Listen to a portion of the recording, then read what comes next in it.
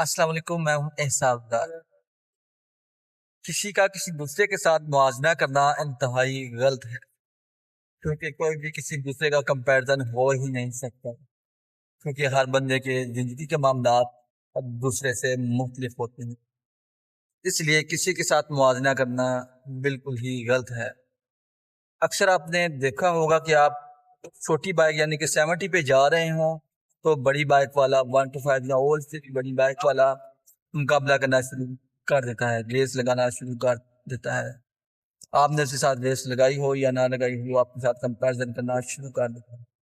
اور یہ بھی آپ نے کہیں دیکھا ہوگا کہ ایک چھوٹی کار والا جا رہا ہو تو بڑی کار والا، بڑی گاڑی والا اس کے ساتھ کمپیرزن کرنا، اس کے ساتھ ریس لگانا شروع کر دیتا ہے۔